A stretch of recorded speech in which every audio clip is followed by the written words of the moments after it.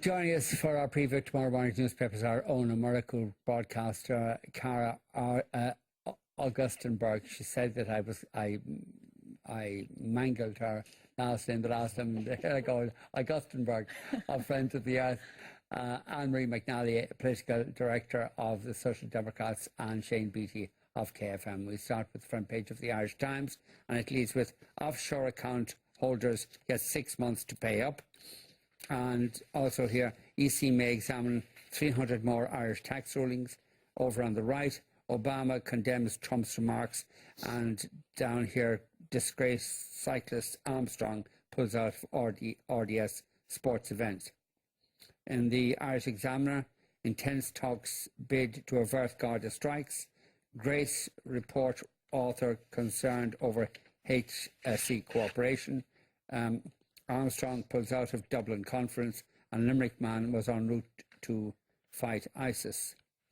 In the Daily Telegraph, farce of child migrant family checks, and May's calls to punish Russia over Syria, and the Financial Times, Trump strokes furore over refusal to vow he will abide by poll result.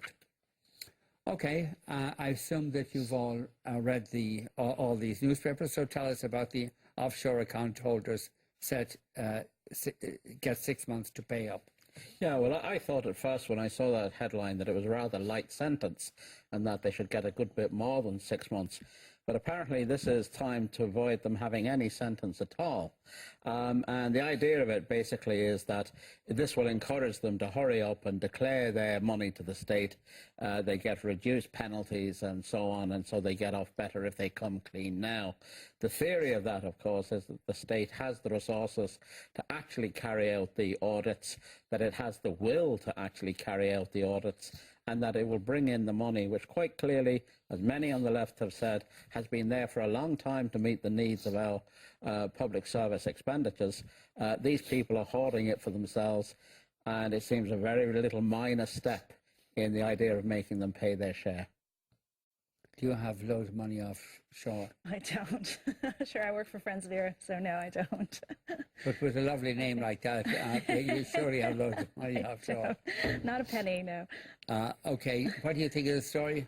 Well, it's one of the small things I think that are part of the finance bill. I'm quite interested in some of the other things that are in the finance bill, like the help to buy scheme and that kind of stuff, and also the tax incentives for the carbon tax reduction. What do you think of the change in the help to buy scheme that was announced today, following the intervention of the central bank? Yeah, I think there's small changes, and again, this emphasis all the time on new builds. So we have 250,000 vacant properties in Ireland and a housing supply shortage, and yet we keep looking at new builds further and further out of the city rather than looking at the housing stock we have and improving that stock. But so I think the real problem is that we need a definite state sector to provide the houses our people need, instead of all the time trying to create conditions in which the private sector will create a commodity called housing. Yeah. Housing shouldn't be a commodity. It should be an absolute right. About you. He's an old-fashioned Stalinist. I have seen that on Twitter, yeah.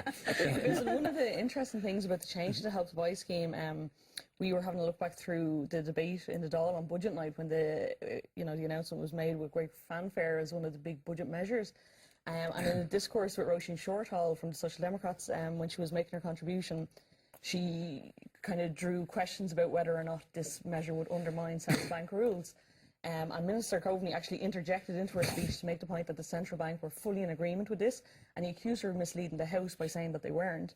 He reiterated the point again that they were fully in agreement with this. It would seem that that was not the case, given that the central bank have written to the department to say big concerns with this. Michael Noonan said it too, that he had discussed the issue with the governor of the central bank, and the governor of the central bank was absolutely happy about it, but now it transpires not true. Yeah, so you'd have to ask who's misleading the House there when it comes down to it. Yeah, what I don't understand about the property market at the moment and the Help to Buy scheme, we have already seen that there are several housing estates where houses, new builds, house prices have gone up even since the budget on Tuesday. But what I don't understand is how builders say that they can't make a profit on building a new house in Ireland at the moment. So builders can't make any money from building houses, and people can't afford to buy houses.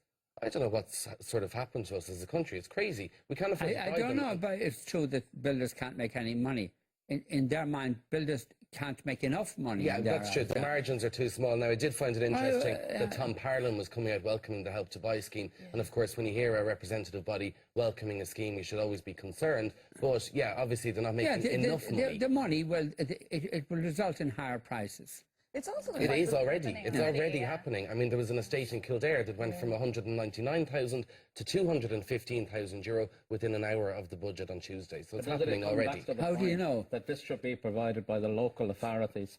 If the builders want to put in a bid in order to be able to get that work, that's one thing. But if they're not able to make the profits they want, well, tough cheese, let the state build these houses themselves because whom? people need them. With whom? With the money which we're getting off but these. with whom? Well, the local authorities used to have direct labour. But doesn't have And anymore. Well, it can rehire all those people. So There's start 20 all over again. Yeah, Rehiring. How long will that take? it won't take you more than 6 months to rehire the workers Really? you need, yeah. To And make the a direct significant- labour schemes produce housing of the highest would take quality. 10 years. Of the highest quality. It wouldn't take 10 years at all. It's also you put an looking at ad in the paper and you hire the people who Yeah, apply. yeah. Somebody would have to interview them, or you wouldn't bother with that, would you? You do that through the union. They're all people who are qualified, have their experience, have their cards from the union.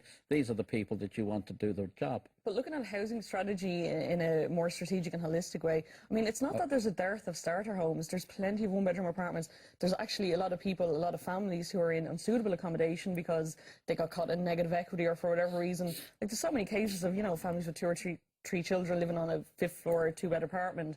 It's just the entire housing strategy is completely deficient. I'm kind of wondering where Fianna Fáil's muscle is gone, because I thought they were effectively running the country and holding the government to account with their special arrangement. But they had this plan. They said, Barry Cowan said that the Help to Buy scheme was a scheme for mansions, and yet the limit is still 600,000 euro, not 400,000 euro. It will probably change at committee stage, but the optics of this, it looks like Fianna Fáil have lost this one for the But moment. Fianna Fáil still have a lot of friends in the building You would think industry. That may be a factor.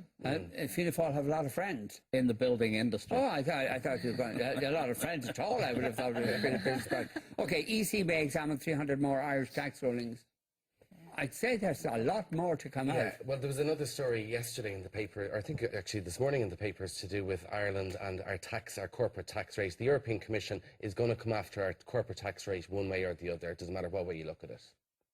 I would Should feel. we stay in the European Union if one of the main reasons for our being there is being taken away? Cara, what do you think? I just think we're going to have Apple tax times 300, and it's just going to be more of these issues and more of this argument between, giving money and benefits to corporations over resources to people and services. I'm afraid we've got to end our conversation on the papers of tomorrow. That's it for now. For more on tonight's programme, log on to tv3.ie. The weather's next from us tonight. Good night.